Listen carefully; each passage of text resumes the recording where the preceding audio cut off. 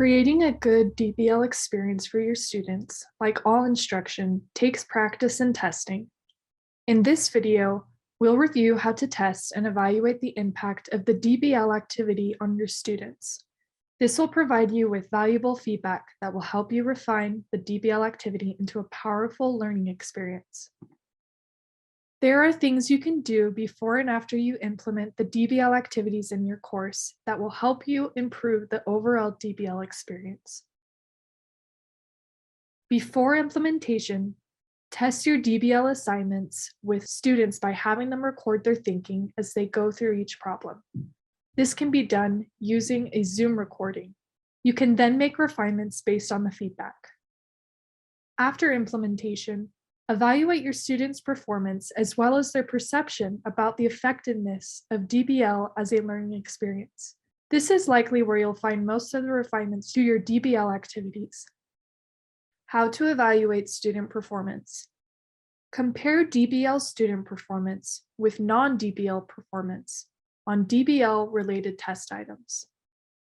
This can be done by comparing a current course with DBL to a previous course without DBL.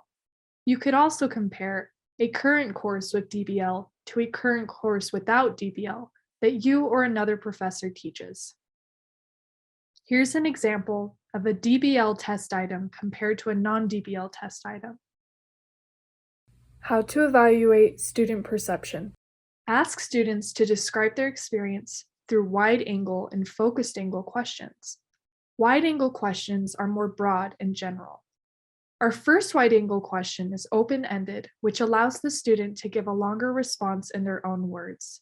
It asks, "What was your experience like with the DBL activities?" Our second question is scaled, which essentially functions as an agreement scale. It asks, "How much do you agree with the following statement? The DBL activities really helped my learning." The students can then select one of the four options listed below. Strongly agree,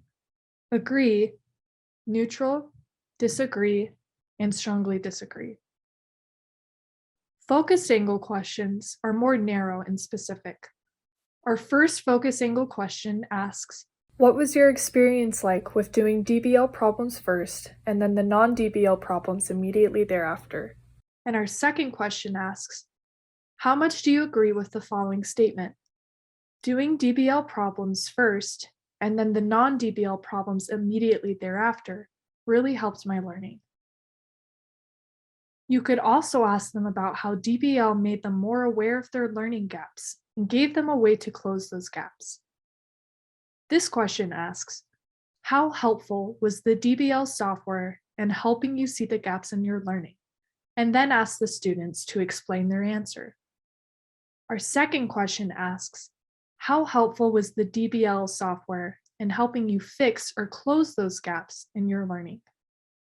Based on your students' performance, their perception, and your own observations, you can make improvements to the decision model, the learning modules, the wording of the problems and scenarios, the number of problems in your assignments, the number of non-DBL problems that target the DBL skill, or a project at the end of the semester that captures the DBL skill in a holistic way with other core skills. Contact your CTL consultant with any questions that you may have.